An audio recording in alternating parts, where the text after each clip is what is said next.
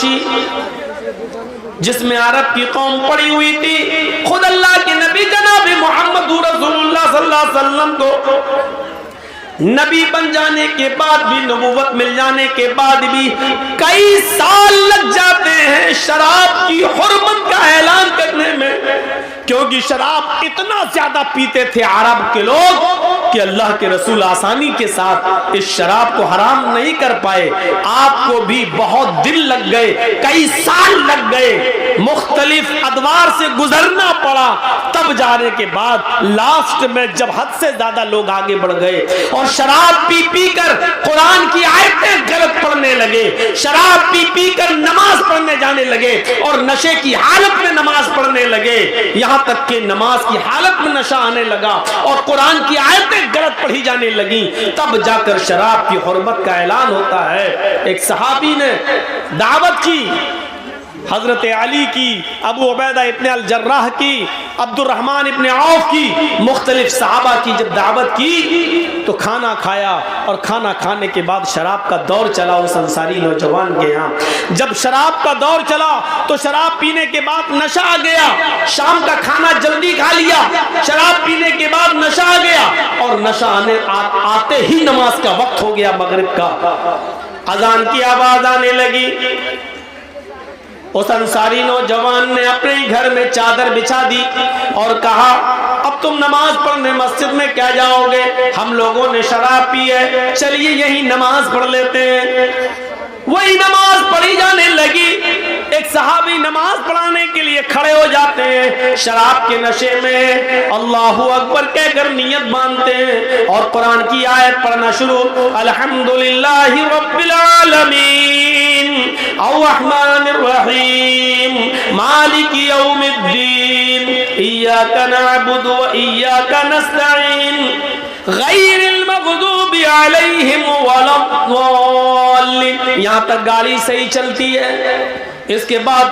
دماغ جھلانے لگا، نشہ اپنے اندر کام کرنے لگا، اور وہ صحابی قرآن کی آیت پڑھنے لگے۔ جو سورت شروع کی، پہلی رکعت صحیح گزر گئی، اِنَّا أَعْطَيْنَاكَ الْكَوْثَرَ فَصَلِّ لِرَبِّكَ وَانْحَرْ إِنَّ شَانِئَكَ هُوَ الْأَبْتَرُ۔ دوسری رکعت میں نشہ اپنے عروج پر پہنچنے لگا اور نشے نے کچھ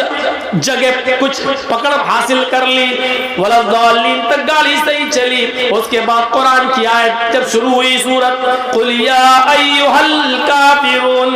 لَا أَعْبُدُ مَا تَعْبُدُونَ، اس کی جگہ پر وہ صحابی قرآن کی آیت پڑھ لیتے ہیں، قُلْ يَا أَيُّهَا الْكَافِرُونَ نَحْنُ نَعْبُدُ مَا تَعْبُدُونَ،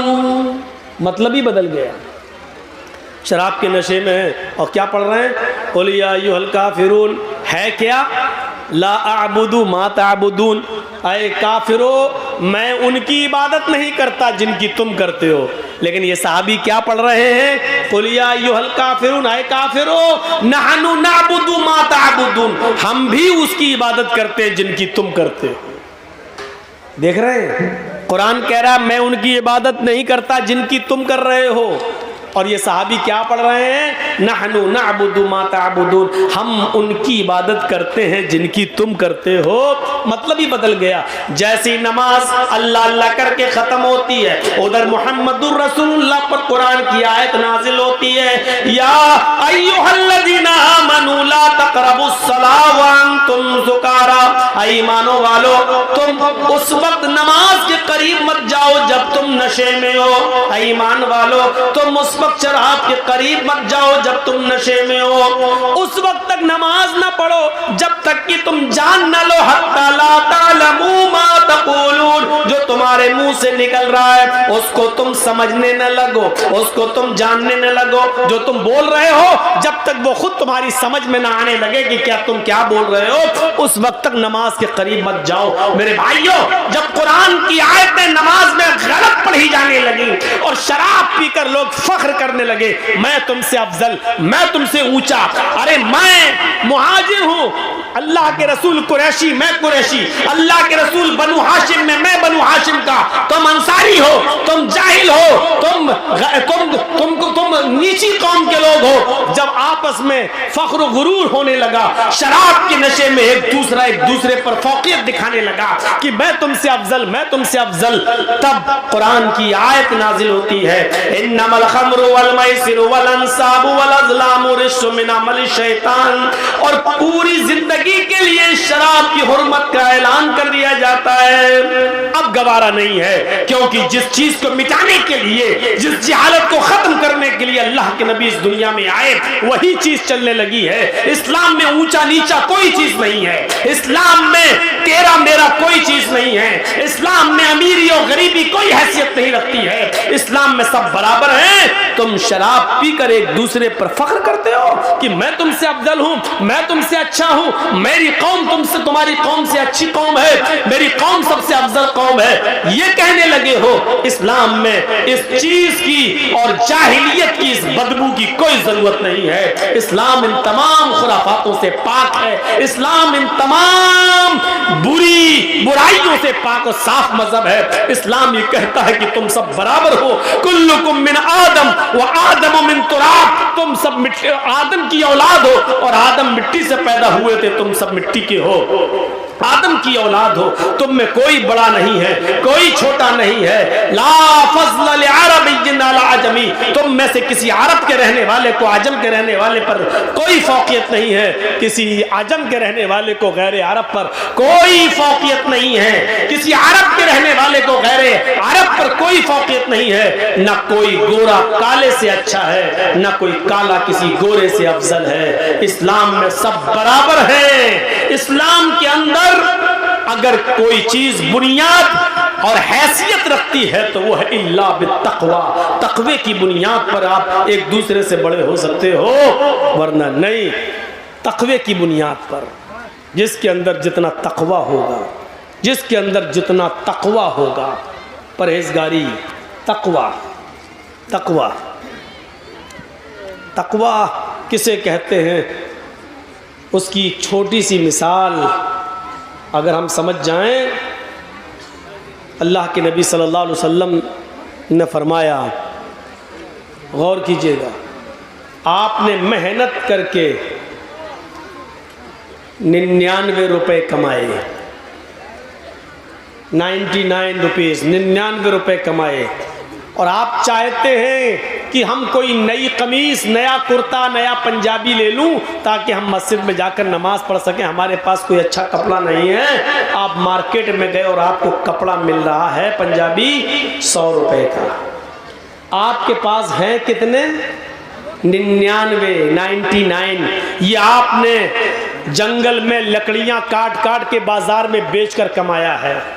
یا یوں کہہ لو کہ آپ نے مزدوری کر کر کے 99 روپیہ کمایا ہے، یا یوں کہہ لو کہ آپ نے رکشہ چلا چلا کر محنت کر کے یہ 99 روپیہ کمایا ہے،